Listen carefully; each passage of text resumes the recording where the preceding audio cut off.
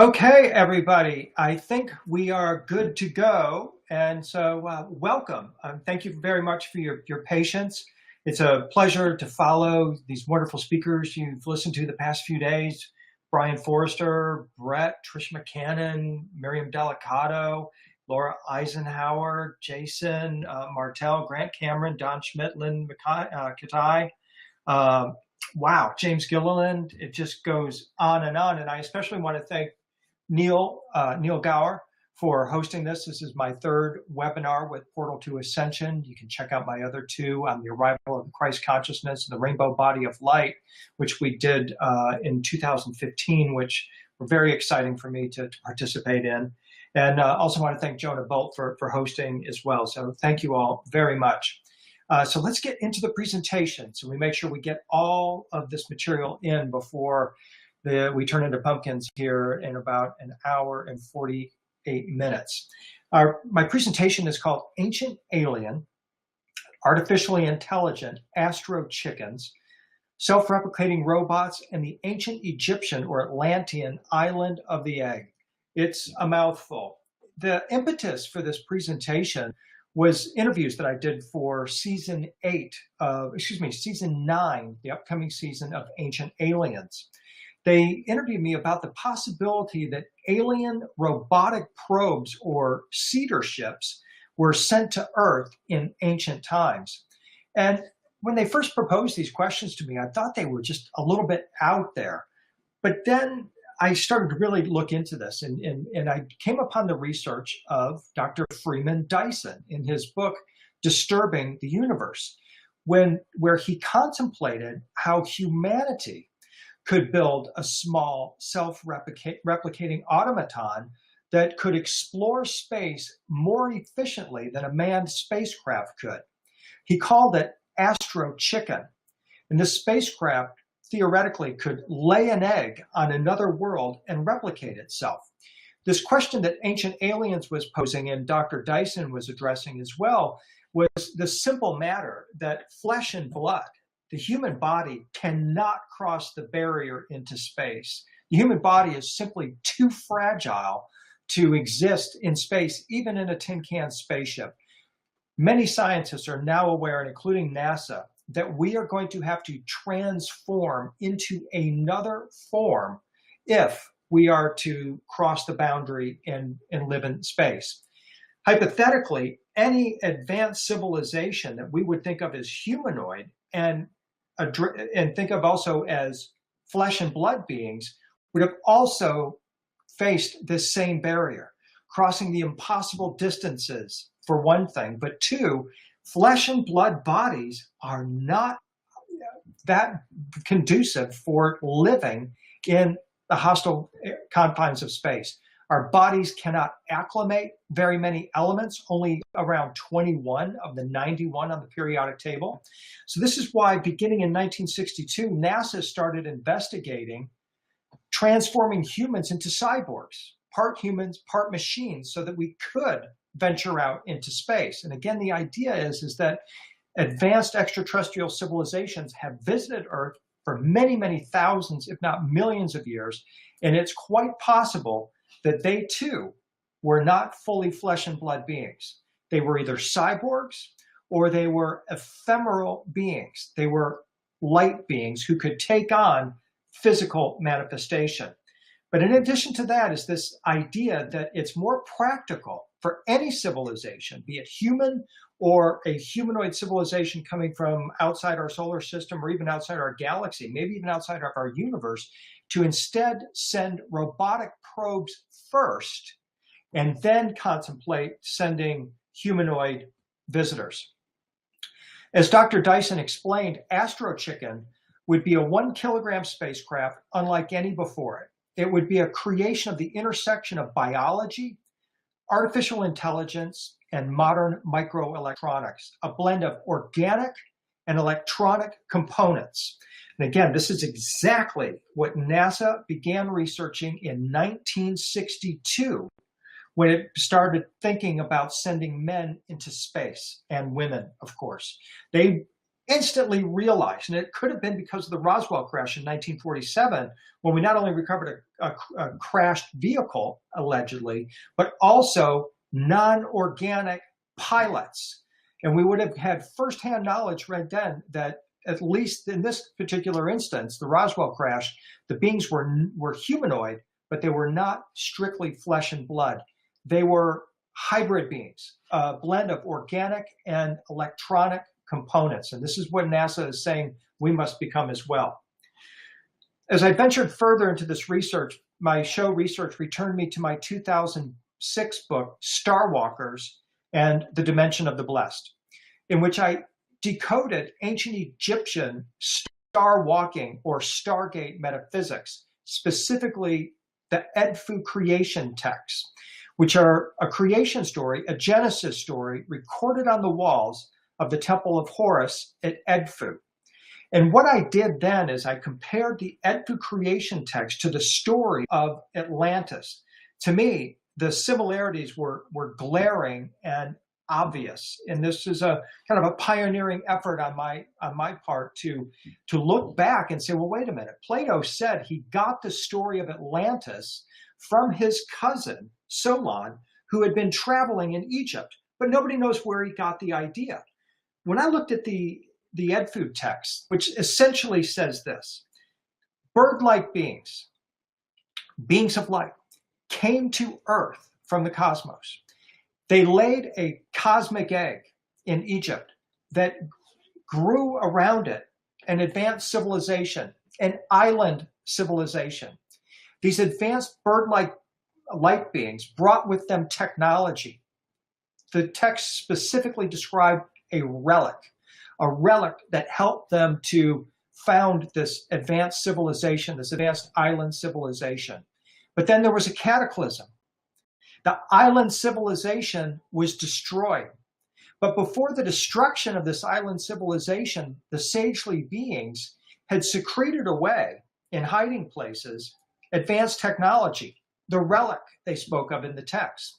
They retrieved the relic and restarted civilization, the island of the egg, as they called it. Now, when I'm hearing this, I'm thinking, well, this sounds exactly like Plato's story of Atlantis, especially when you combine it with Edgar Cayce's conception of Atlantis as this super advanced civilization that had a fire crystal at its center, a pillar of light, that suffered a cataclysm, sunk in the waters of the night. But priestly sages had advanced knowledge of this impending cataclysm. They stashed away relics and records of this civilization, which they retrieved after the water subsided and restarted civilization. So what I went out on a limb to say is that I'm proposing that the ancient Egyptian Edfu texts could have been the source material for Plato's story. And so let's take a look at what we're going to see here as we go, is we're going to take a look at that story in more detail and show you how beat for beat this story of these advanced bird beings with their technology coming to Earth sounds very much like what Freeman Dyson proposed with his Astro Chicken idea. As we develop this story, we're going to see that the ancient Egyptians clearly spoke of this advanced civilization coming from the stars as having what we might today describe as artificial intelligence and technology that we today call nanotechnology that kickstarted originally the civilization of Atlantis. Now, this is a really important story because we all want to know, was the story of Atlantis true, which many people believe it was? And is there a hall of records that we can recover that will help us to avert some kind of a future cataclysm and perhaps will return us to an advanced state of consciousness? National Geographic followed me to the Temple of Horus at Edfu in 2006, where the texts were written. And they tried to do a real hatchet job on this story, doing everything they could to destroy the connection between Plato and the Temple of Horus at Edfu. But anybody watching the program, Atlantis, Is It Real, was its title, can see through the veil and see that they were really kind of alarmed that Plato's story of Atlantis has got some real source material here at the Temple of Horus at Edfu. So as I said, when I revisited my work on the Edfu texts for ancient aliens, I was shocked and excited to discover just how this story perfectly matches with the concept of self-replicating, artificially intelligent robot cedar ships that are presently being proposed as a way to explore and colonize the galaxy. So my question that we're going to explore in this presentation is this: are the Edfu texts and the tale of the star seeding of the earth by this bird tribe, as described in these texts, actually the story of an ancient artificially intelligent probe or Genesis device? And as I share, I think we have to seriously consider this possibility. My thought stream concerning the possibility of ancient alien robotic probes, especially artificially intelligent probes, originally began flowing with this comment from futurist and blogger George Dvorsky. He says, forget about generation ships. These would be ships where people would spend hundreds of years traveling the stars to arrive at a neighboring planet, even light years, right? So forget about generation ships, suspended animation, or the sudden appearance of a wormhole, he said. The most likely way for aliens to visit us, whatever their motive, is by sending robotic probes. And here's how swarms of self-replicating astro chickens could someday rule the galaxy. Another thought that fed this stream came from Wikipedia, noting that back in the late 1940s, the Hungarian mathematician John von Neumann wondered if it might be possible to design a non-biological system that could replicate itself in a cellular automata environment in space. Von Neumann rigorously studied the concept of self-replicating machines that he called universal assemblers, and which are often referred to as von Neumann machines. While von Neumann never applied his work to the idea of spacecraft specifically, Freeman Dyson did. Nanotechnologist writer Eric Drexler did. So did Ralph Merkle and Robert Freitas, who all took his idea and applied it to exactly that concept.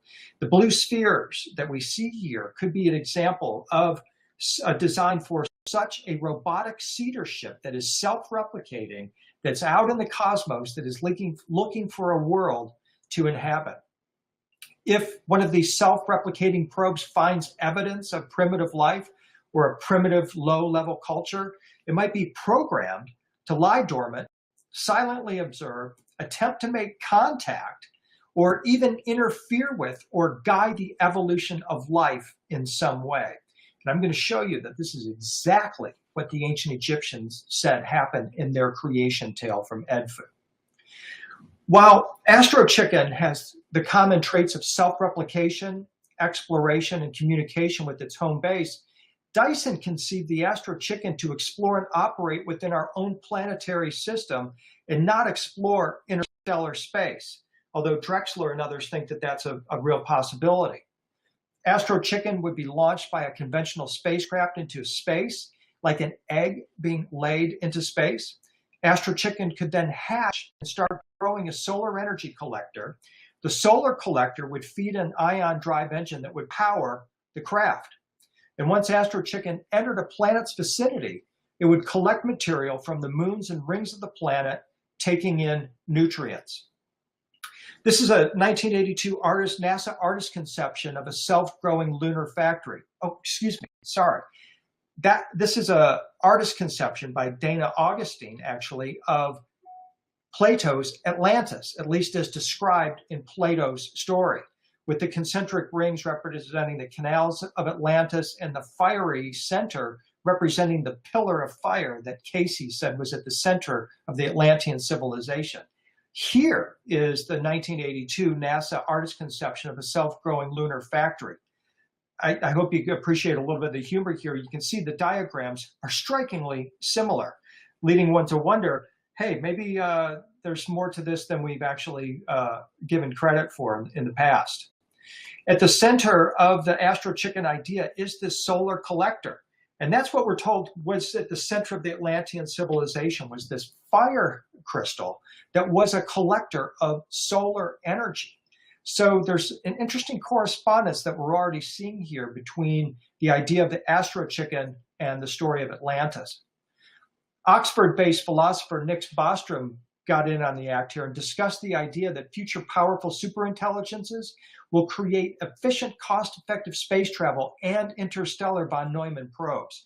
This is how they're going to, and we are going to ultimately colonize the solar system.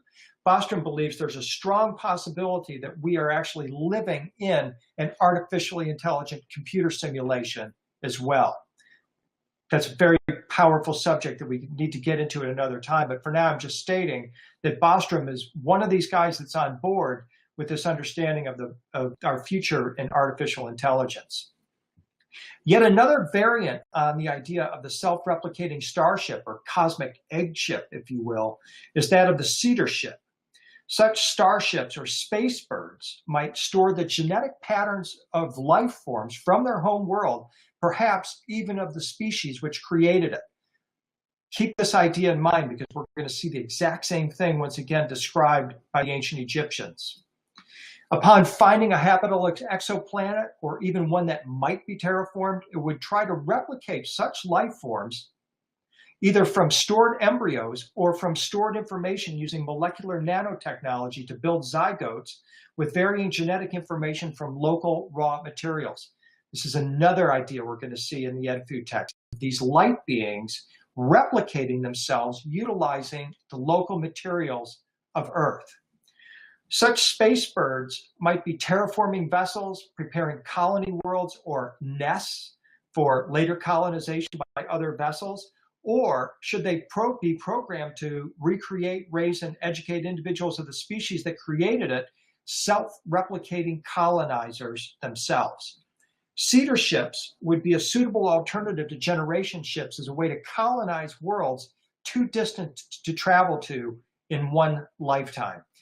And again, this is important for us to acknowledge here, because for maybe the past couple of decades, with the work of Eric von Däniken, Zecharia Sitchin, we've been entertained with this idea of the generation ship notion, that actual flesh and blood extraterrestrials came to Earth from some far distant planet, Nibiru, for example, in this theory of Sitchin's.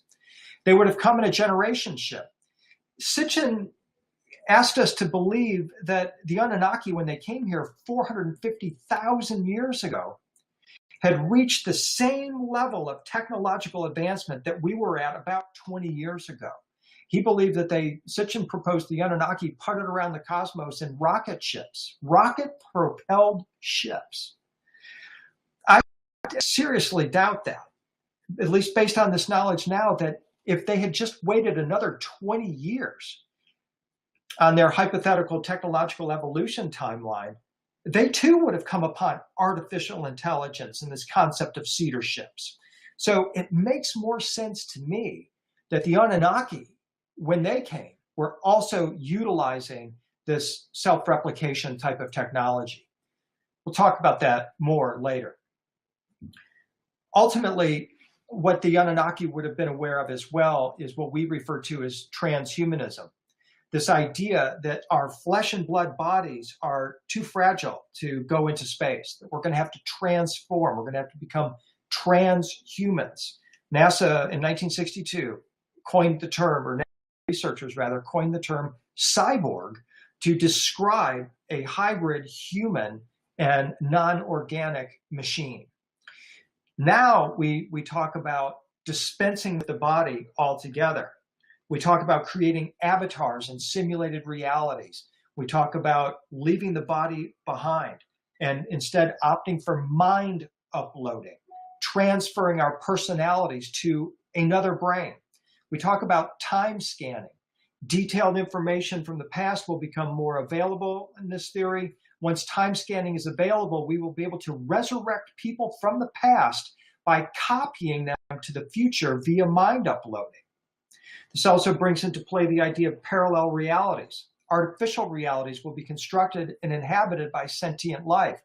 Perhaps one day we'll wake up in a synthetic reality, like Nick Bostrom says, after having been copied to the future. Maybe we're already living in that world.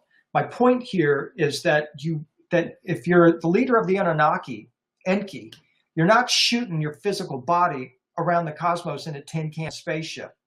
You're going to send a copy of yourself, and you're going to self-replicate some form of a form, probably a humanoid form, when you get to the world you're intent on colonizing, in this case, Earth. And then you're going to have your mind downloaded into that new physical form that you'll walk around in. That's the theory anyway. Mind uploading research is ongoing, and scientists believe may achieve results in this century, perhaps even in the next decade.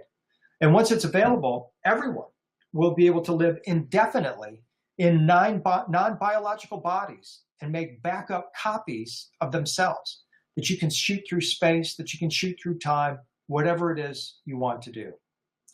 Some of these ideas are in my free ebook, The Singularity is Near, The Next Human, the Perfect Rainbow Light Body, and the Technology of Human Transcendence, where I describe in detail just how advanced our technology is in terms of creating these non-biological bodies and merging our flesh with technology.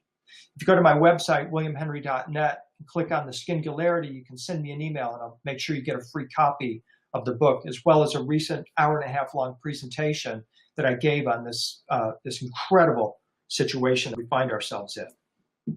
For now, I want to take you back to Edfu. I want to take you to Egypt.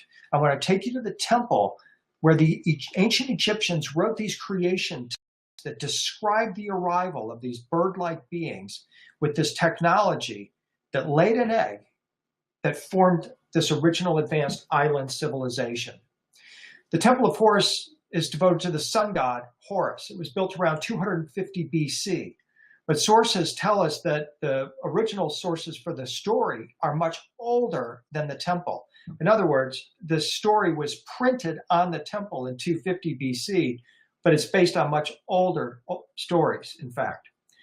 When we go to Edfu on my Stargate Egypt cruises, when my wife Claire and I take groups to Egypt, we always include Edfu. It's part of our Nile cruise.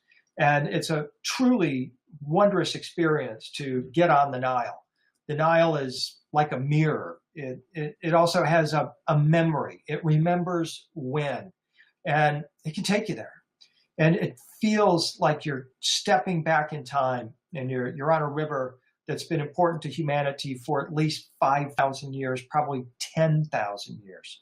You think about all the people that sailed the Nile before us, and the knowledge that they possessed, and the understanding of the cosmos that they possessed, and what they were trying to encode in their temples. Foremost among these temples is, of course, the Temple of Horus at Edfu. Built during the Ptolemaic era, these are the generals who followed on after Alexander the Great conquered the world. They were deeply interested in resurrection mysteries, immortality, alchemy. They built the Library of Alexandria in Egypt. They also built a collection of Ptolemaic temples that includes Edfu, Karnak, Philae, Kamumbo, Esna, all of which encode the ascension mysteries and resurrection mysteries of the ancient Egyptians on the temple walls. This particular temple was started in 237 BC. It was completed in 57 BC. According to legends carved on its stone walls, the current temple replaced an older structure designed in accordance with the divine plan that dropped down from heaven to earth. Another of the Ptolemaic temples is Dendera. And when we visit Dendera, you're literally standing on the roof of the former temple that was once there. Ancient Egypt is a layer cake. And here at Edfu, they're clearly telling us that this temple is the latest iteration of what has been there. In the 1800s, David Roberts visited Edfu and made these astonishing paintings, very beautiful paintings of Edfu, mostly covered in sand.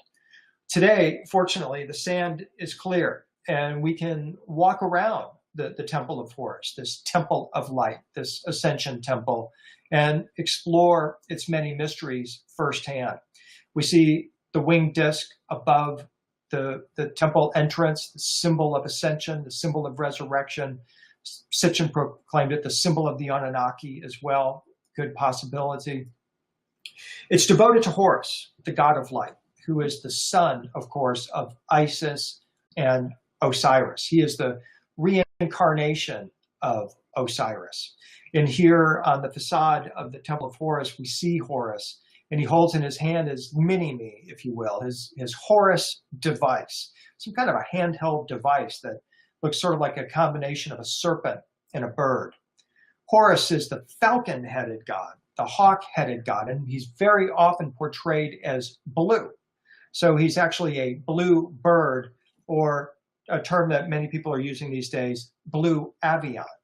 Now, I'm not totally familiar with the concept of the blue avians as being promoted presently.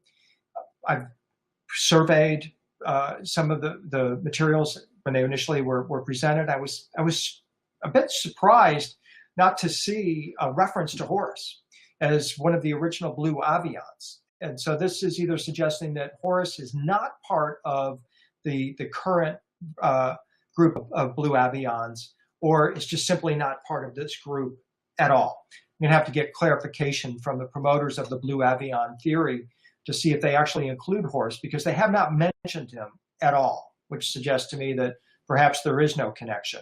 But the fact is that Horus at Edfu, as well as at Dendera, as we will see momentarily, is portrayed as a blue bird being, a hawk-headed or falcon-headed bird being.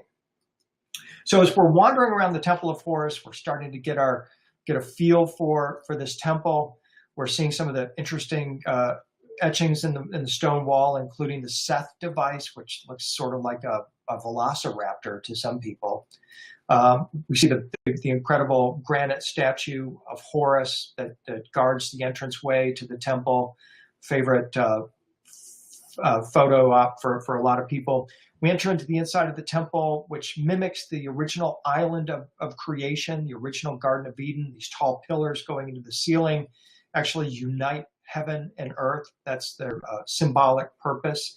So we're actually wandering in now into the original island of creation, if you will, that linked heaven and earth. And now we're aiming ourselves towards the Holy of Holies of the Temple of Horus, where we see a model that many people propose as the original model for the Biblical Ark of the Covenant. We see the Ark device. We see the Ship of Eternity, also called the Ark of the Millions of Years, that is mounted to it with the face of Horus on the front of the boat. It's a really powerful, energetic spot in the Temple of Horus, the Holy of Holies. We're in it now, and you see that this massive granite chest that's behind it that would have had statues within it. Probably weighs, it's somewhere between 100 and 150 tons. It's absolutely massive, just total masterpiece sitting right in front of us. But what we really want to focus on here at Edfu are the Edfu Texts, the creation texts, as they're also called, the building texts, which were originally housed in this little alcove here, which was originally a library. And so these texts couldn't have been very big, and there's tiny little shelves inside this alcove. And it gives you the idea that maybe these texts were like etched on small stones originally. According to the legends etched onto this book in stone, the Temple of Horus replaced an original structure, as I said, that was dropped down from heaven. The first temple came into existence at the beginning of the world. And it's highly probable that the texts, these Edfu texts, etched upon these walls are far more ancient than the Edfu temple upon which they're printed. The Edfu texts, as they are known, are largely unknown and were only recently translated. We're going to discuss the work of Dr. Yves Raymond here in a moment, who translated these works only in the 1970s. This doesn't mean that all their contents are unfamiliar just because these texts are largely unknown. As we're going to see, the Edfu texts tell a story that is hauntingly familiar. Here, we read about the origin of a primeval resting place of the falcon and life in a primeval domain of the falcon. These texts relate a tradition that says the spot of creation, the island of creation, was a field of reeds where divine beings resembling falcons came to earth. This is the arrival of the bird tribe, the Avian tribe. And at Edfu, we see plenty of examples of Horus interacting with the Pharaoh, transmitting the key of life, transmitting other knowledge, including the knowledge of perfuming to the Pharaoh. Here, the Pharaoh offers strips of linen to Horus. These strips of linen symbolize his attainment of the resurrection body, the ascension body, or the body of light, the same body that Horus possesses as well, by the way. In another example, we see the Pharaoh being anointed or anointing with the two streams of heavenly water with Horus and Isis. The name Horus stems from the Egyptian preposition hr, or hair, or her, meaning above. It's because Horus soared above like a falcon, but also because he came from above. He's portrayed as humanoid, blue, and with a hawk or falcon head. These particular images that we're looking at here come from the Temple of Hathor at Dendera, where we see Horus as a blue bird being enthroned. He holds the Set device with the head that again resembles the pterodactyl. We see the Pharaoh, one of the Ptolemies, offering the image of the gateway to Horus, who's enthroned once again on his key of life throne. You note that he's blue. This means that he's actually transparent. He's invisible, like the sky is thought to be transparent. If you can see through it, you can see the stars. If you can see through Horus's transparent blue body, you can see his star body. So at the Temple of Hathor at Dendera, we'll see the pharaohs standing before, making offerings to Isis/Hathor, and also Horus, the blue Avian god, the light being. Horus wears stars and feathers to reinforce the idea that he is a star being, a celestial being, and the feathers indicate his ability to soar into the cosmos. He has a winged serpent patch on his shoulder. This identifies him as a winged serpent or a seraphim, the highest order of angels. We're going to come back to this connection later. For now, we're just making a note that the winged serpent is present on the shoulder patch of Horus, making the connection to this highest order of angelic beings. The winged serpent logo I propose is actually the logo of the bird tribe, the winged serpents, or the Avian tribe or bird tribe. Also at Dendera, we see the bluebird Horus on a wormhole or lotus boat. This is the ship of eternity, the Ark of the millions of years, as it's also called. One of my contributions to the modern study of Egyptology is to note that the way the ancient Egyptians portrayed the lotus boat of the gods, the deities and the stars, matches precisely the way modern science portrays a wormhole. So I put two and two together and came up with this revolutionary take that in fact, the gods at Dendera and elsewhere are sailing the cosmos on wormholes. They're light beings who have the ability to open portals or gateways in space-time and travel the stars through wormholes. The interesting thing about this is that it points us in the direction of just exactly how advanced these beings must have been. To open wormholes with their consciousness suggests that they are super advanced beings. And in fact, they are inviting us to follow them on this path of ascension and recover this ancient Egyptian stargate metaphysics, which is what the Eye of Horus, the blue Eye of Horus, represents. And in this instance here, we see Thoth or Tahuti, the ancient Egyptian god of divine magic or alchemy, the bird-headed Thoth or Tahuti, who is here adoring or worshiping the Eye of Horus on the ceiling at Dendera. And as usual, he's on his wormhole-shaped lotus craft, the ship of eternity, or the Ark of the Millions, called it. Is it possible that the ancient Egyptians knew about wormholes as their artwork and text suggests? I believe it is. And this synchronicity points to a question: which came first, the shape of the celestial ship, the chicken, or the man-made earthly ship, the egg? Why is it that the way the ancient Egyptians created their earthly ships, they made them shaped exactly like the shape of a wormhole?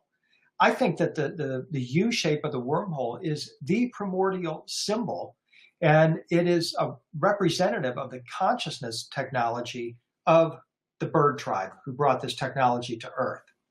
Since 2004, I've been cataloging images of Osiris and the other ancient Egyptian gods star walking or surfing on this boat as regenerated or born again beings of light, star beings.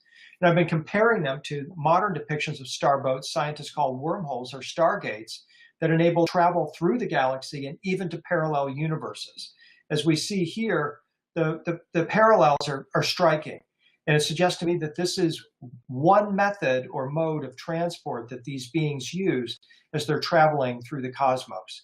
And so very often you will see them, as we're looking here at Dendera, sitting on their feathered thrones, which are called Merkaba thrones.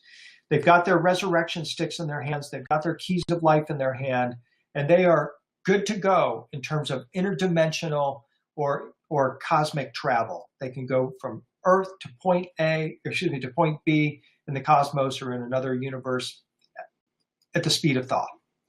And so this is just some backstory here about the level of technology that is potentially portrayed on the temple walls in ancient Egypt. This wormhole-shaped boat has been sitting there for over 2,000 years. And perhaps there was a metaphysical time lock on it, waiting for the moment when we develop the consciousness to be able to conceive of wormholes.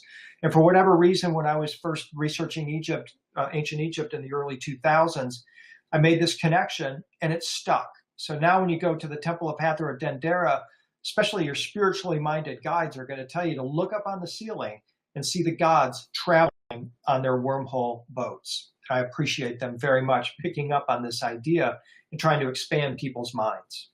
So here we see a pharaoh in a blue sphere on his ark shape or his lotus boat, his wormhole boat, the Ark of the Millions of Years.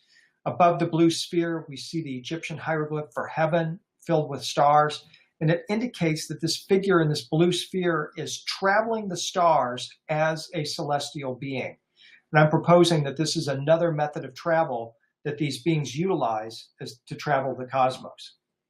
So now, let's come back and let's take a look specifically at the work of Dr. Yves Raymond, who is the professor from the University of Manchester, or Manchester University in England, who first translated the ancient Egyptian Edfu Texts. She wrote a book called The Mythic Origin of the Egyptian Temple. And she says that these mysterious texts contain cosmological records that begin with a picture of a primeval island where the gods or divine beings were believed to have lived first. Among the titles included in the Edfu collection are the specification of the mounds of the early primeval age, the sacred book of the early primeval age of the gods, and offering of the lotus. She says that the mythological picture and cosmological picture these creation texts paint is complex, but it's absolutely technological as well. And this is one of the reasons why it's so complex. According to Egyptian cosmology, all life began with the emergence of a sacred island out of the primeval waters of Nun, the cosmic waters.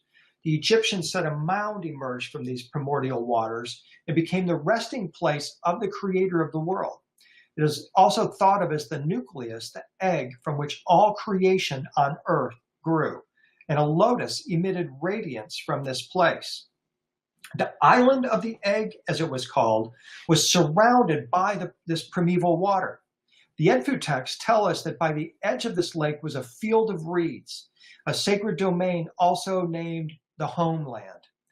Throughout the Edfu text, we learn about the ancestors, the original divine dwellers of the field of reeds, the island of the egg.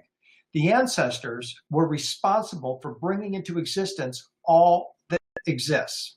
These are celestial beings. These are star beings. On the island, we're told, was a high hill. It was on the high hill that these formless beings shaped their physical bodies. They were regarded as self-created divine beings. This place is the ground or field of the ancestors, according to the Edfu texts. Flinders Petrie put forth his theory that the magnificent and long-lived civilization of Egypt was founded by a super race in antiquity. This has long been known. In the early 1920s, 1930s, Egyptologists became aware that Egypt was a legacy civilization from super advanced beings. This became known as the dynastic race theory, and it alleges that in the pre-dynastic era, before 3200 BC, Egypt was invaded by a technologically superior group of elite foreigners who Petrie believed came from Mesopotamia. Other writers can tell you that they're going to make a connection not just to Sumeria or Mesopotamia, but to the Anunnaki as this ancestor race or this builder race, super advanced race that came from the stars and originally founded Egyptian civilization. In the 1930s, or by the 1930s, well-respected and highly credentialed Egyptologists had adopted the super race theory and continued to gather additional evidence to support it. That is, up until World War II, it was the dominant academic viewpoint. And then Hitler came on the scene, and after his disastrous legacy, any talk of a master race, a super race, of Atlanteans, of extraterrestrials, began to be viewed in a negative light. And Egyptology went into sort of a, call it a dark age, if you will, where they started to dismiss any talk of advanced super races in ancient Egypt, especially those that came from the stars. Petrie referred to this invading force as the Falcon tribe. And the name of their capital means the city of the Falcon. And their descendants became the Horus kings of Egypt. So what we're going to piece together here is this recollection or this understanding that the Falcon tribe is this super advanced race. But what Dr. Raymond makes us aware of is that this advanced race were originally formless light beings who came from the stars and took on human form when they founded the island civilization the ancient Egyptian Edfu texts describe. This belief that all emerged from water, as the Edfu texts say, is highly significant and was actually validated by modern science in 2005. Results from particle accelerator, particle collider experiments suggest that the universe behaved like a liquid in its earliest moments, as opposed to a fiery gas as long thought to have characterized the first microseconds of existence. Space-time may be fluid. And the question is, how did the ancient Egyptians know this? Probably through visionary experiences walking the stars, or more likely because the ancestor race who came from the stars told them this. In 2015, we get more validation that the universe was originally watery in form. Science, the Department of Energy Office of Science User Facility, with 1,000 collaborators from around the world, have shown that this primordial soup, known as the quark gluon plasma, flows like a nearly friction-free perfect fluid. It's like 99.9% viscous too, which allows light to pass through it easily. So we're getting validation here that the ancient Egyptians knew what they were talking about when they proposed this ancestor race. Had told them that everything emerged originally out of water. Scientists now think the universe was initially a thick, hot soup that tracked light. About 350,000 years after the Big Bang, the theoretical beginning of it all, some 13.7 billion years ago, things cleared and an imprint of the earlier conditions was left on the entire cosmos. Scientists previously detected this imprint as the cosmic microwave background. This field is everywhere in the sky and packs important clues about the structure of the early universe. Something similar should have happened with sound, says Harvard scientist Daniel Eisenstein, who's now at the University of Arizona. The early universe, he proposes, rang with the sound of countless cosmic bells, which filled the primordial darkness with ripples like the surface of a pond pounded by stones. The wavefronts later served as spawning grounds for galaxies, his research reveals. And down here in the lower right, he shows the primordial sound wave, now 500 million light years across. So we're getting some validation here that the Edfu texts have some very critical information in them for us. In returning to Edfu, we learn that in the island of the egg was found a high hill, which sounds like a place where matter was piled up. It was on the high hill that a group of nameless deities who existed before the origin of the earth came into manifestation. Raymond notes that these divine creator beings seem to have lived in the island of the egg in an insubstantial form. These shapeless creative powers were described by the Egyptians as the most aged ones and the lords of the light. They begat themselves, says Raymond, without father and mother. So these are self-created, or are they self-replicated beings? We're starting to develop the picture here that these formless beings are very much like the mind-uploaded beings we described a moment ago that are now recreating themselves using the local materials of Earth to now take on substantial form and to act as a force of evolution in earthly affairs.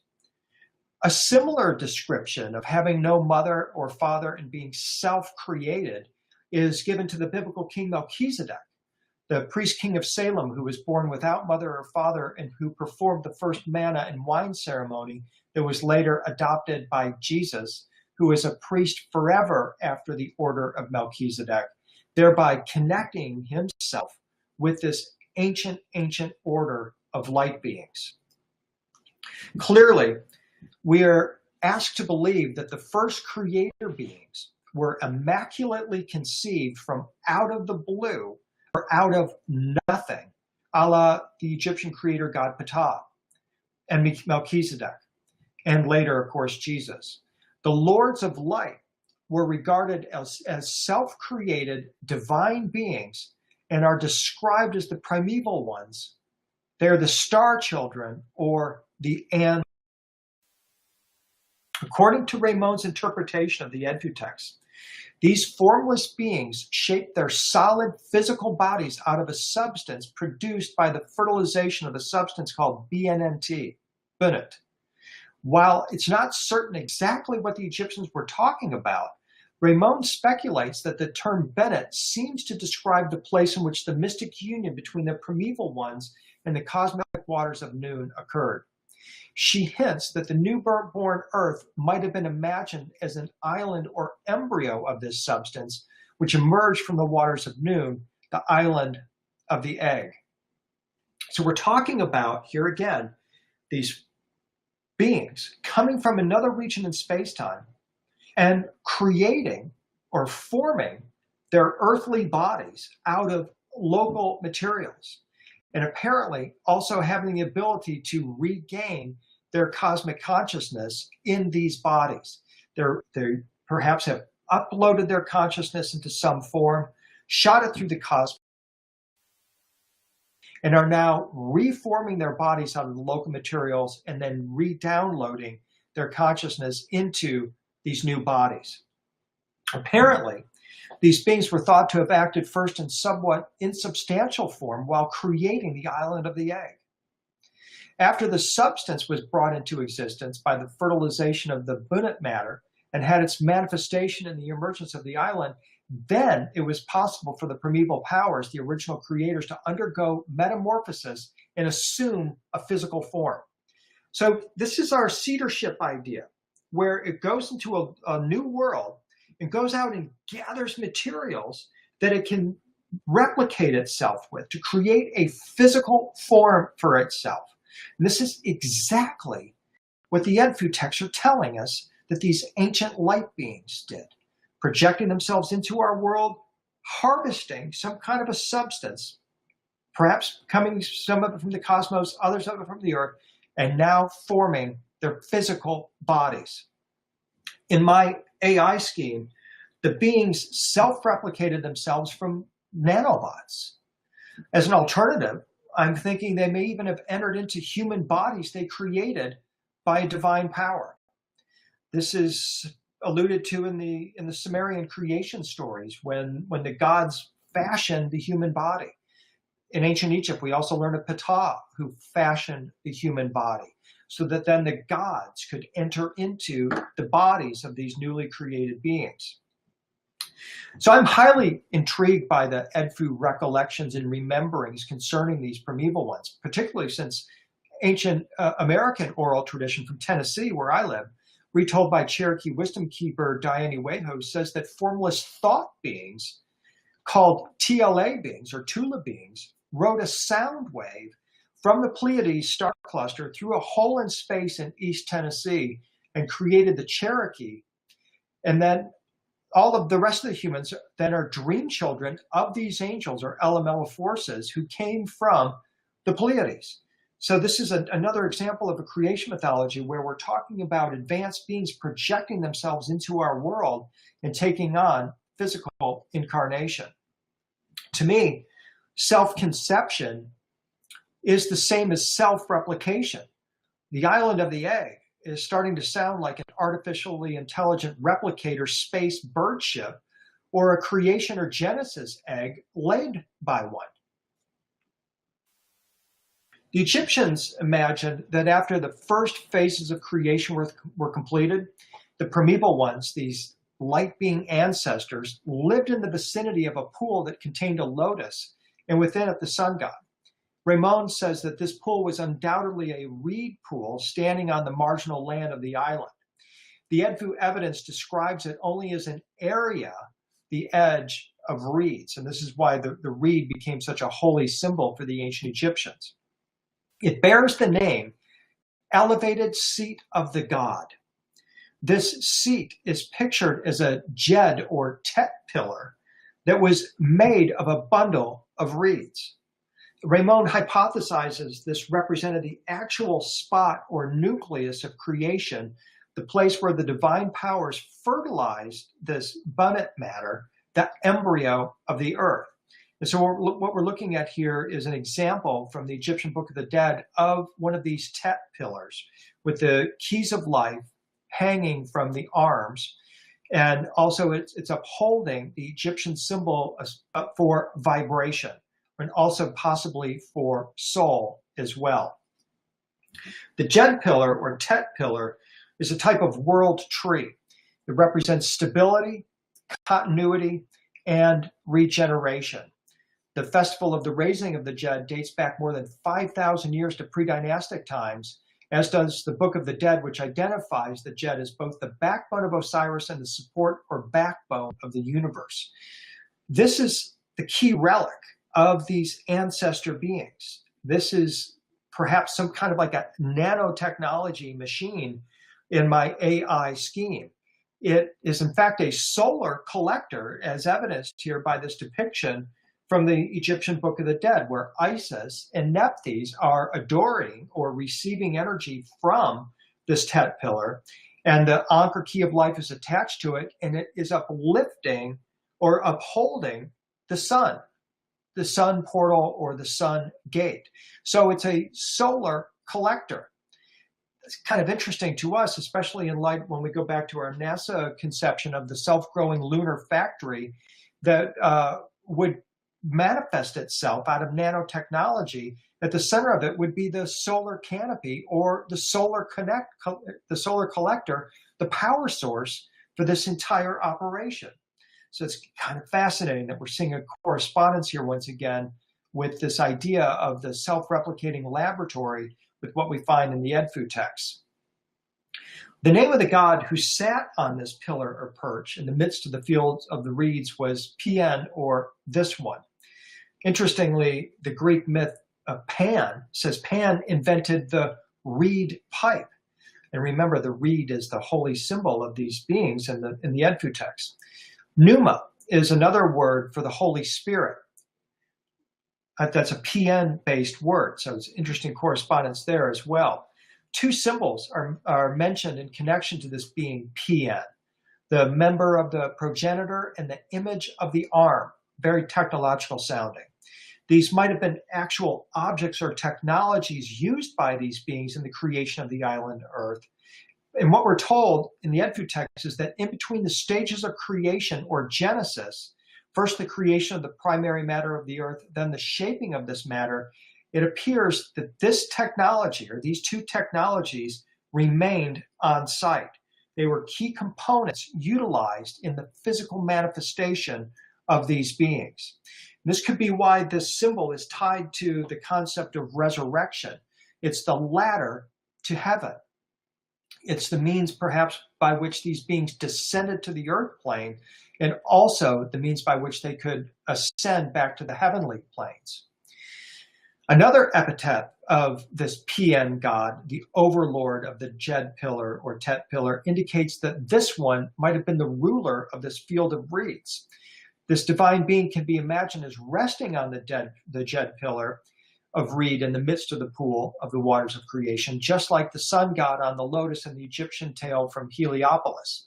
The Egyptians definitely imagined this as an actual spot or dot of real estate, and imagine that the Tet pillar was an actual device or technology that was present at the creation. It's the original tree of life, if you will, in the original Garden of Eden. This example here is from Philae, and it's a key example because it shows the arms, perhaps the arms of the progenitor, lifting up the symbol for vibration as well as the soul, and above it is the loop symbol for eternity or resurrection, connecting these symbols once again. We see the same thing here from Deir el-Bahari, this time in full color, where we see the wavy lines symbolic of frequency or vibration or even a captured soul, and above it the symbol for eternity. We'll just go through a few more examples here of the numerous representations of the Tet pillar that we see on the temple walls in Egypt, all connecting the Tet pillar with the idea ultimately of resurrection, but ultimately also telling us that it is the ladder or stairway to heaven.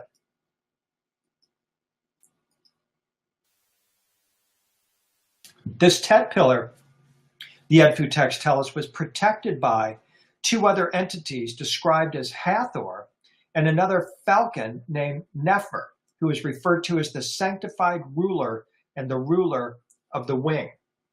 We also see the Tet pillar here at Abydos with the face of Hathor, the goddess Hathor, inside of it.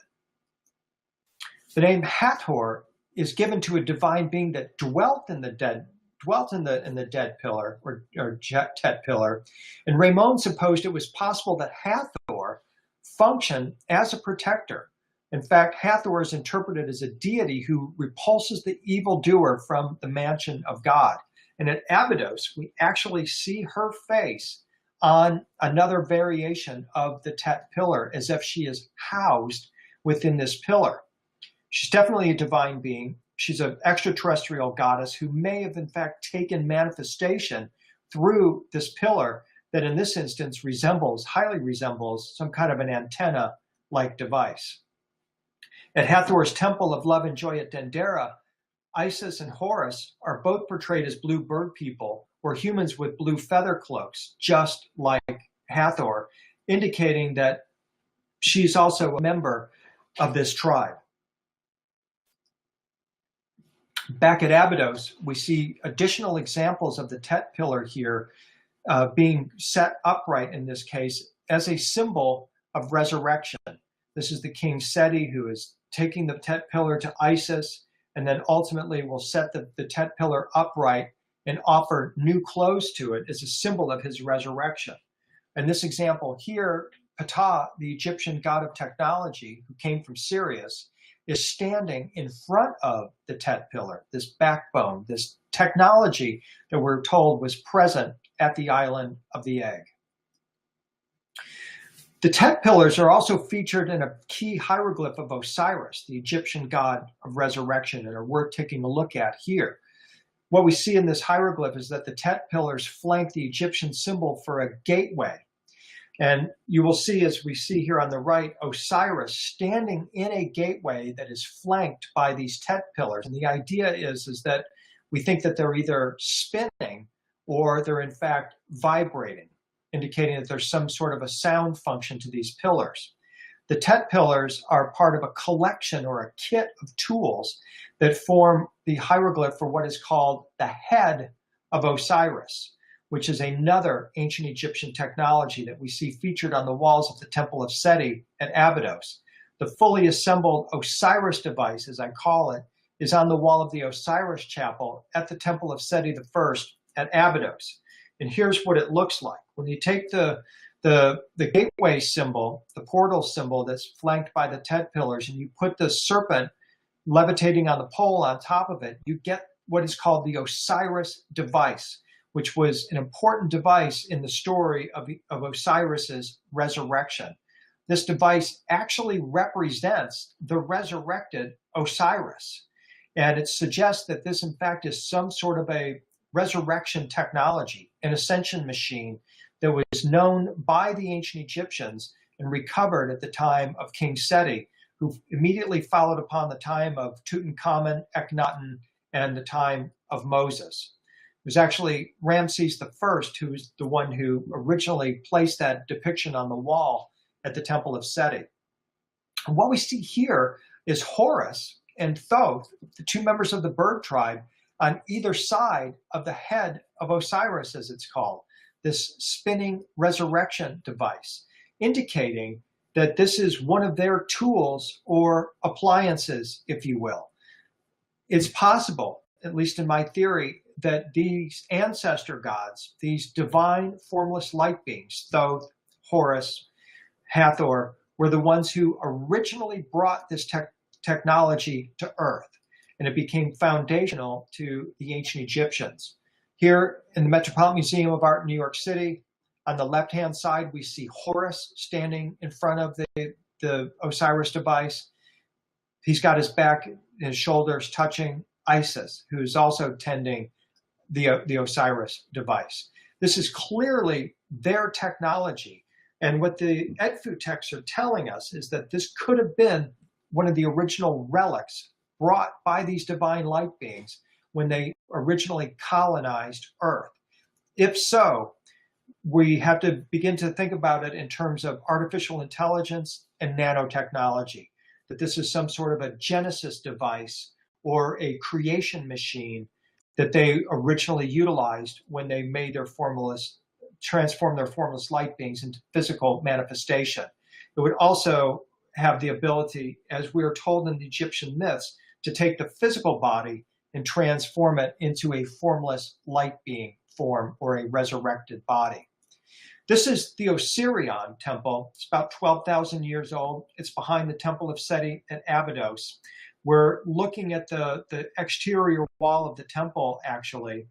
And I'm drawing your attention to this because this temple, Theocerion, is believed, as I said, to be at least 12,000 years old and is considered to be an Atlantean temple. Its significance is that it's called the Tomb of Osiris. And what I'm asking you to consider is that this could have been one of the storage places or resting places for the Osiris device that was secreted away before the cataclysm of Atlantis. And then it was rediscovered at the time of Moses, Akhenaten, Tutankhamun, and King Seti. Our attention is drawn to the inscriptions on the exterior wall of the Temple of Seti, which is actually the interior wall of the Theocerion. What we see is the Tet Pillar on the lower register, and above it is the Osiris device, the two technologies that are referenced in the Edfu Texts as being present at the original creation. So these are, in my terminology, the relics of this island civilization, and could well be what they are referring to as a Genesis device. Now, the thing about it is that this symbolism of the serpent levitating on a pole is key and central to our story. The reason why is because this is exactly what we see in the Garden of Eden story. The serpent in the tree of life is the original Genesis story, where Adam and Eve encounter the serpent and receive the wisdom of this serpent in the Garden of Eden. It's clear that the symbolism of the Osiris device precisely matches that of the serpent in the tree. They're the same thing. Moses most certainly apprehended this symbolism. In fact, he lifted the serpent of healing in the wilderness and put it on a pole. This is exactly the same thing that we see in the Osiris device or the Genesis device symbolism. So this is telling me that Moses must have been aware of this symbolism and its meaning originally. I believe that Moses actually knew the ultimate secrets of the Osiris device or the Genesis device, and he recognized that it's in fact the same thing as the Ark of the Covenant. The symbols that we see in the Ark of the Covenant, the rod of enlightenment, the tablets of the law, the box, the golden box of the Ark of the Covenant, when assembled, form the Osiris device or the Genesis device, as I'm terming it here.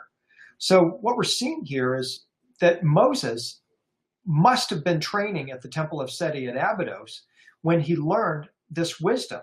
And he must have known that this device probably had its origins in the pre-flood era.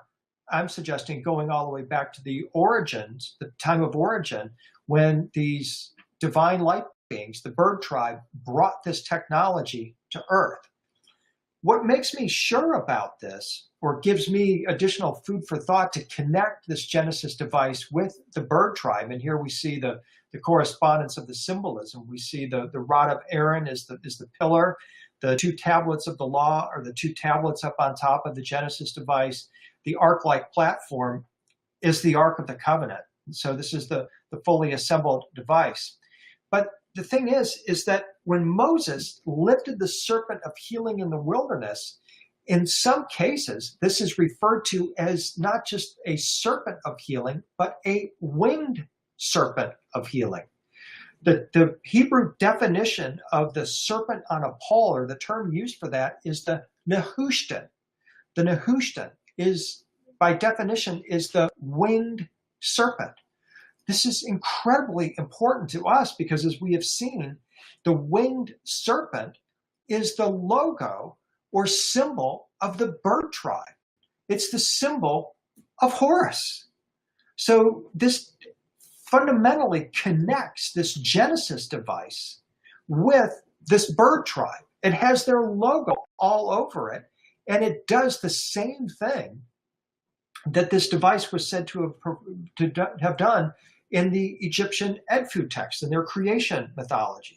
So what I'm suggesting to you is that these beings, this bird tribe, brought this technology to Earth, and that this is perhaps some sort of an AI or nanotechnology device that they utilized to gather in the earthly elements that formed their physical bodies. And when they leave this plane, as in the case of Osiris, their physical body formed by this device. Now, let's take this just one step forward. Another name for the winged serpents in Israelite tradition or Hebrew tradition are the Seraphim Angels. They are the highest order of angels. They are considered to be beings of pure light and pure love. And they are shown two ways. They are shown with blue wings or with red wings. The red wings are given to them because they are said to burn with the love of the Creator. The blue wings indicate that they are celestial beings. They are like in ancient Egypt, when you see a blue being, it indicates they are transparent or from the stars. So the winged serpents are the seraphim. And again, by definition, the word seraph means winged or feathered serpent. So these beings, these seraphim beings of the angelic tradition, are the same thing, or the same beings as the bird tribe of the ancient Egyptians, the Horus beings, the blue avians. They are the highest order of angels that come from the cosmos and came to Earth on a mission to accelerate the evolution of humanity. Scientifically speaking, these seraphim beings are type 4 beings on the Kardashev scale. They have the ability, they're totally ephemeral, they're non-physical beings. They can travel through stargates and wormholes, they can harness the power of a galaxy, and they can instantly materialize anything through thought. And they can travel at the speed of thought as well. So we're talking about a super advanced level of beings that precisely matches what we've been describing or examining in the Edfu texts in Egypt. They're also referred to as the fallen ones. These are the watcher angels. These are the beings that left the heavenly throne and descended and took on physical incarnation. They crossed a boundary of space-time, a forbidden boundary according to church teaching, and took on earthly manifestation or physical flesh and blood manifestation, and began to teach humans the secrets of heaven. So what we deduce from this astounding mythology is the idea that there was this original primeval island where two symbols or technology were found that represented immense creative powers. It was here that the world began and where formless entities, creator beings, lived. And what I'm proposing to you is that these creator beings, referred to as the bird tribe, Thoth, Horus, and others, are the Seraphim Angels of the Jewish or Israelite tradition. In her analysis of the Edfu Genesis tale, Ramon proposes there's clear evidence that during the first phase of creation, the island of the earth was first occupied by these divine beings from the field of the blessed. Then a second group of beings appears. These mysterious beings were led by a group of individuals known now as the dirty falcons or sages. Among these new inhabitants is a mysterious figure named the Falcon, who is known as the Lord of the Perch and the Winged One. He leads a group called the crew of the Falcon, referred to as the eldest ones. This is where the Edfu texts then tell us of a cataclysm that destroyed the island of the egg. Something caused a mysterious sound eye to emerge from the island and create devastation. Yves Raymond believed the sound eye to be the center of the light that illuminates the island. And when it fell, complete darkness fell on the sacred domains. The sacred domains were destroyed, and after this death, there was a rebirth or resurrection. This is a clear correspondence to the Atlantis story of the destruction of this original island civilization. The Edfu texts tell of a battle with an enemy serpent that brought to a close the first period of creations, but the inhabitants fight the serpent, called the Great Leaping One, with a weapon known as the Sound Eye, which emerges from the island and actually creates the devastation. A second generation of sages then recovered the only relic to have survived the time of conflict, a single Tet Pillar located in the Field of Reeds, and now they resurrect the homeland. Raymond proposes that the Field of Reeds assumed a new function when the second period of existence of the island dawned. It became an ancestral territory. The name ancestors can, in this tradition, only apply to the original divine dwellers of the field, she notes. And this description, of course, rings of the Hebrew ideal of the lost Garden of Eden. But clearly what we're describing here is the destruction of the homeland, and then its resurrection by a group of beings who went and retrieved the only relic, the Tet or Tet Pillar, that enabled them to restart civilization. And again, the correspondence with the Garden of Eden story is very clear. We're talking about the time when ultimately humankind were created and when there was a devastating cataclysm, the flood that destroyed humanity because of the influence, according to the Essenes, of dirty watchers. There are two classes of these angels that came down. You have the good watchers who brought the secrets of heaven, and you have the dirty watchers who brought about cataclysm. And as the Essenes told us, it was the dirty watchers, the fallen ones, that ultimately created such havoc for humanity. So what happens then is that the Edfu texts tell us that the falcons or sages then build a great cedar temple of the falcon. When this temple is threatened by rising waters, the falcons are instructed to enter the enigmatic place in which the things of the earth were filled with power, another name for the island of the egg, and here they conduct spells which makes the waters recede. To do so, they use power tools named relics, which are stored within the island of the egg, suggesting the powers of these relics. They have the ability to keep water away or to cause waters to recede from the island. In my AI scheme, these relics can be interpreted as advanced creation devices. These are nanotechnology or artificial intelligence devices that have this kind of capability. The Edfu texts come to a close by telling us that gradually the divine sages are replaced by the Shemsu Hor, the pre-dynastic ancestors of the Egyptians who were led by Horus. The royal papyrus of Turin, which was written during the time of Ramses II, the son of King Seti, reports that the reign of the Shemsu Hor stretches to remote antiquity up to a fantastic 40,000 years. These kings lists call the Shemsu Hor Aku, meaning transfigured spirits or beings of light, inferring that the Shemsu Hor were light beings. Well, of course they were, because these are the same as the ancestor light beings, the formless light beings that originally came from the stars. They are replaced by the Horus kings at the time of the first dynasty in 3100 BC. So here you see a page torn out of E.A. Wally Budge's Egyptian Hieroglyphic Dictionary that defines the Akut as beings of light, wise, instructed folk. Goes on to say they are the light god.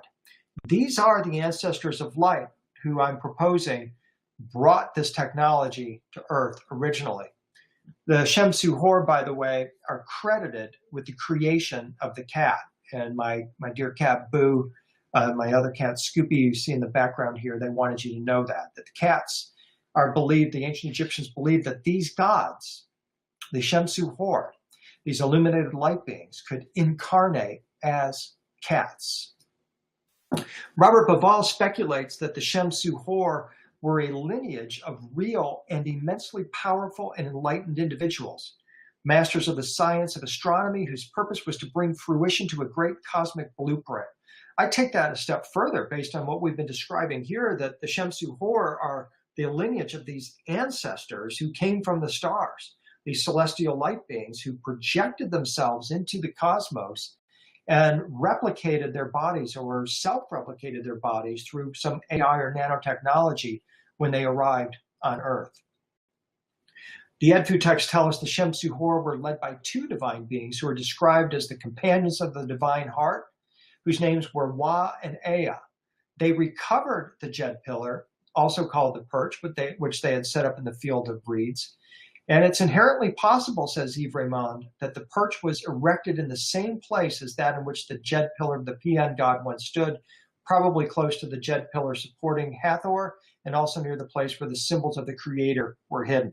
Some people believe this is actually the Giza Plateau that we're talking about, the Great Pyramid Complex and the Hall of Records. I don't have anything to contradict that or dispute that possibility.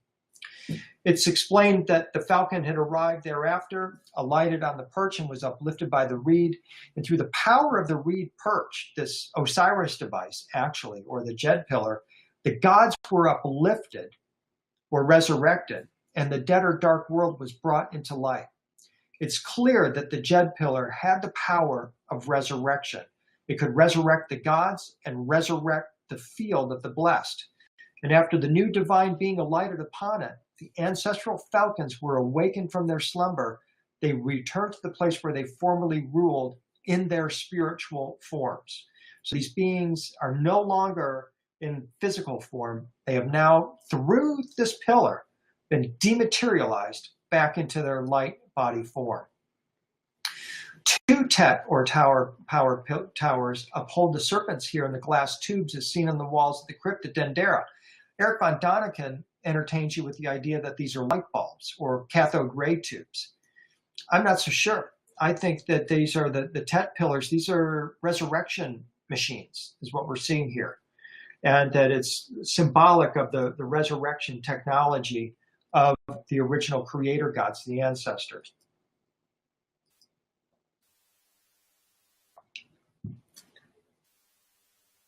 From this vantage point, what we are seeing here is that this perch, this technology, takes on the feel of either an antenna beaming divine powers or vibrations from the other dimensional field of the blessed, or it's a Genesis device like a von Neumann machine, a self-replicating spacecraft. And I believe that what we are seeing here is that the Edfu Texts, in fact, chronicle the arrival of Astro Chicken type cedar ships. The parallels between the ancient Egyptian story and modern science fiction are certainly worthy of serious consideration. If you're interested in following up on this story with us personally, Claire and I invite you to join us for Stargate Egypt in October 2016, when we'll be going on site at Dendera, Abydos, Edfu, Great Pyramid, and investigating this firsthand. We'd love to have you join us. Go to my website, williamhenry.net, for details about that tour. I want to conclude here by bringing this into more of a slightly more modern context and show you how this symbolism then followed through into, in this case, as we're going to see, Christianity. Remember, in Budge's Hieroglyphic Dictionary, we see the hieroglyph for the Aku, the wise instructed folk, the light beings, the good people, those who bring protection. All of these are ideas that are associated with these beings. As Graham Hancock and Robert Babal also explain in The Message of the Sphinx, the hieroglyphs of Aku can also mean transfigured beings, shining ones, or shining beings. And this is perfectly consistent with what we saw in the Edfu text about these ancestral beings. They are formless light beings who could take on physical manifestation. So take a look at this image here on the left of the Transfiguration of Jesus, the moment when he took the disciples up to the top of the mountain and revealed himself as a being of light. He is actually standing in an egg-shaped glyph with 3 rays of light extending from it. This is exactly the hieroglyph of the Aku, the beings of light, the wise instructed folk. I took this photo at the Coptic or Egyptian Christian church in Aswan, Egypt. And it's possible that the artist here had no knowledge of what he was doing when he places Jesus in an egg of transfiguration and shows him transfiguring or metamorphosing into a light being. But perhaps he knew exactly what he was doing. Perhaps he knew that Christianity is the Egyptian religion with the names changed. Christianity, especially its teachings about transfiguration, can be traced directly back through Osiris, but before Osiris can be traced directly back to the ancestral beings, the elder beings, the light beings from the island of the egg. So what we're talking about here is a continuous line of transmission from at least 40,000 years ago, perhaps, up into the modern age, if you will, of 2,000 years ago. Here's the complete image here where we see Moses and Elijah on either side of the transfigured Jesus. He's portrayed enfolded within the Nemsi's crown of the pharaohs, suggesting or hinting directly at that Egyptian connection between mystical Christianity and its origins in ancient Egypt. We can go to Italy, in San Marco, in Venice, where we see John the Baptist baptizing Jesus with the Holy Spirit, who's manifesting from an open or an opening in heaven, a stargate. And we see the dove descending, and we see the light of the Holy Spirit splitting into 3 cosmic rays, exactly like the hieroglyph of the Aku. In another transfiguration scene, we see Jesus in his bright white garment of light, indicating that he's in his formless light being mode or phase. And the garment extends down into 3 rays, making him once again into the hieroglyph of the Akut, or the beings of light. We see the same thing here in this image from Crete, where Jesus, again, in a transfiguration scene, is showing himself as one of the Akut, the transfigured, wise beings of light.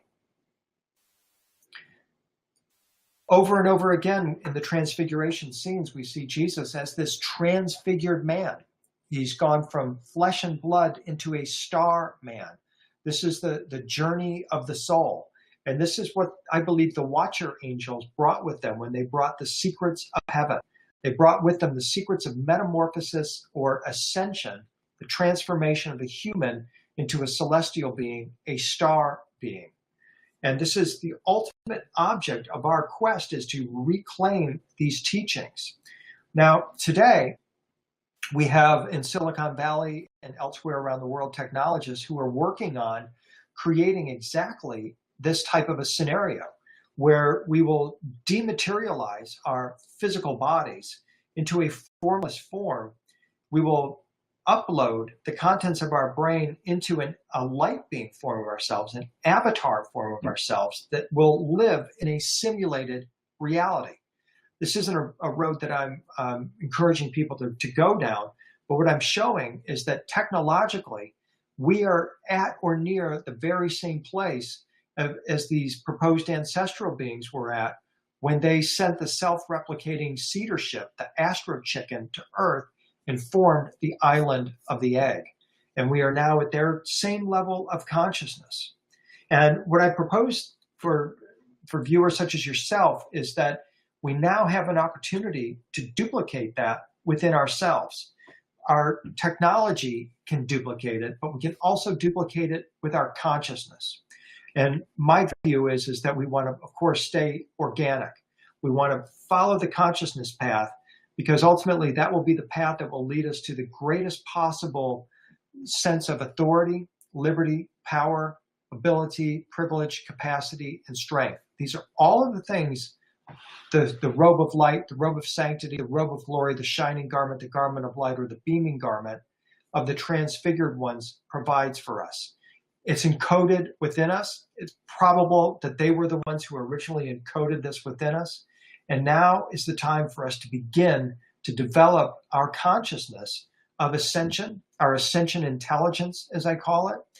Because if we don't, the risk is that the artificial intelligence that is now being developed and utilized on this planet could potentially prohibit us from ultimately attaining our organic light bodies. I said a moment ago that I wanted to connect the early Christian mystics with this line of advanced light beings. And here's some more connective tissue for you to do that. In the Apocrypha of John, which is one of the secret Gnostic Gospels, it's called the Secret Book of John, we learn what purport to be secret teachings revealed by Jesus in a post-resurrection appearance to the Apostle John. The opening words describe a confrontation in the temple between John and a Pharisee who claims that the Nazarene, Jesus, led John away from the original temple teachings. In the story, John goes into the desert and concludes that he really doesn't know anything about where Jesus came from, how he got here, or about this celestial realm he predicted would be the ultimate destiny of all of us. Suddenly, the heavens open, and the whole creation which is below heaven shone, and the world was shaken. Jesus suddenly appears to him in the midst of a brilliant flash of light. He starts to morph. He's first a youth, then an old man, then a small child. And as the luminous being Jesus begins to speak, John realizes that it's Jesus. And Jesus says to him, "I have come to teach you about what is and what was and what will be, in order for you to understand the invisible world and the world that is visible and the immovable race of perfect humanity. Raise your head," he says, "understand my lessons, share them with any others who have received the Spirit, who are from the immovable race of perfect humanity.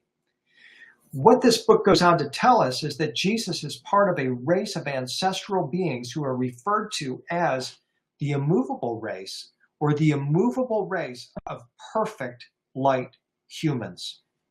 It's very clear to me that what's happened here is that Jesus, who is also the priest of the order of Melchizedek, another of these self-created beings, is connecting himself with these original ancestral light beings who came to Earth on a mission to evolve humanity.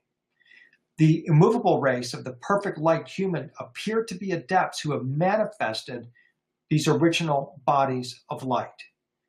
Jesus tells John that you have entered into a consideration of great things such as are difficult to disclose to anyone except those who are from that immovable race.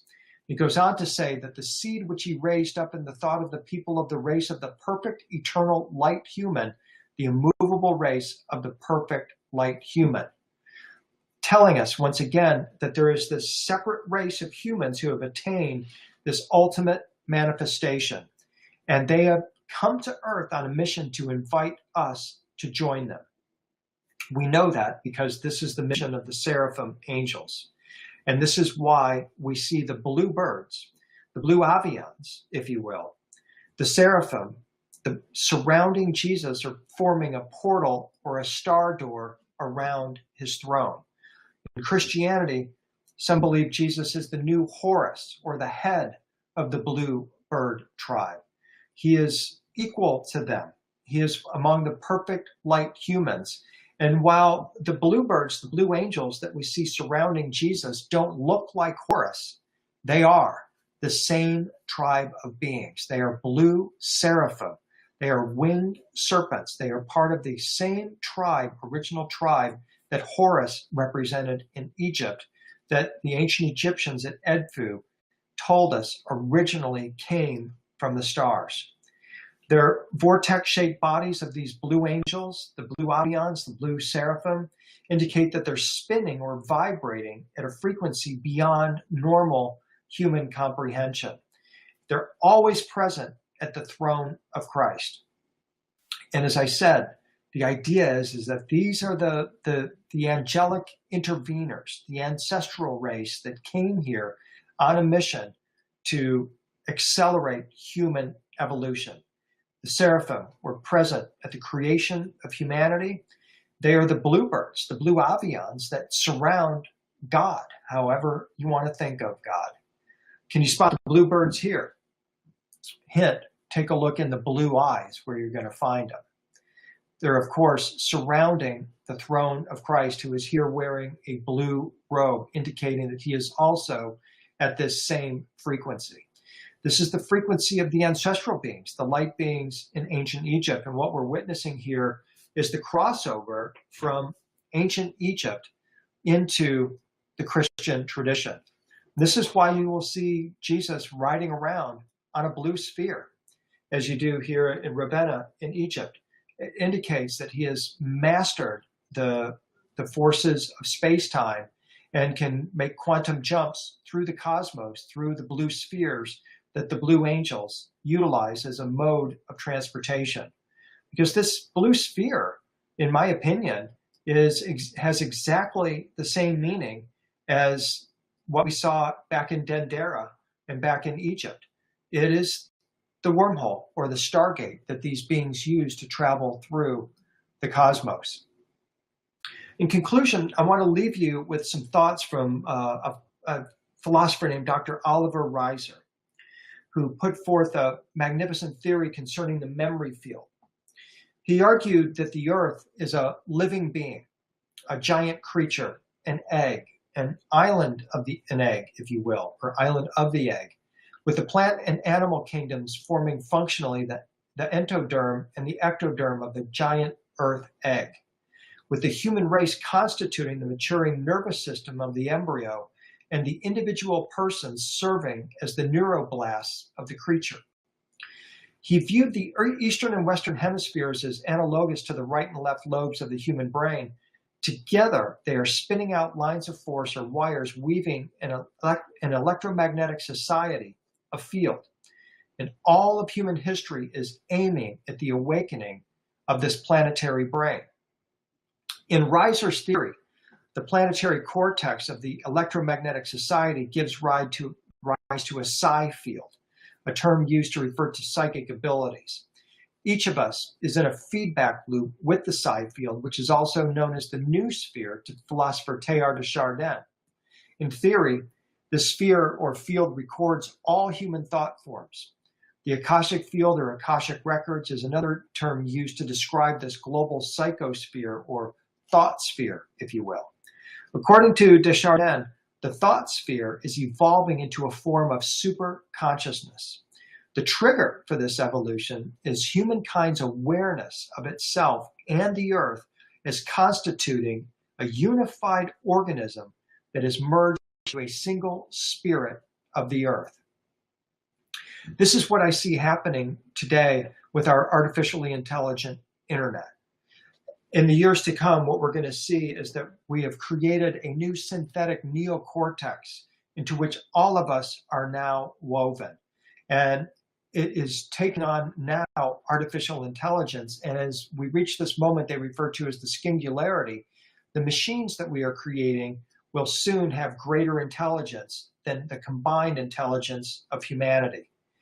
This is the fulfillment of the prophecy in the book of Revelation of a new heaven and a new earth. We are the ones who are creating it. And the new earth will be beatified and perfected to what God originally created and where righteousness dwells.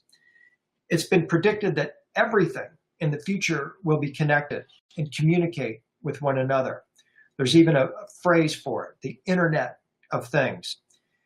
In 2010, there were 12.5 billion smart things on the planet. In 2015, there were 25 billion.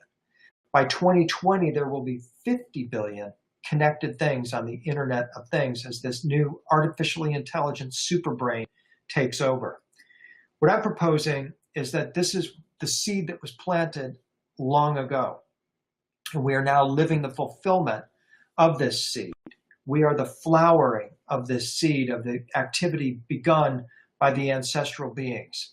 And it's up to us to raise our level of awareness, raise our consciousness, and aim for our light bodies, because in so doing, we will increase our ascension intelligence and make it possible for us to be shining lights for all on this path.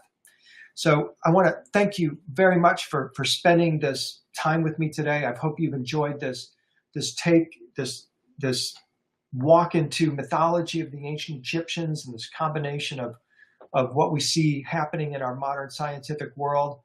It's an incredibly special time, and every moment, every breath is precious. And I'm truly grateful that you've chosen once again to spend this time with me this evening.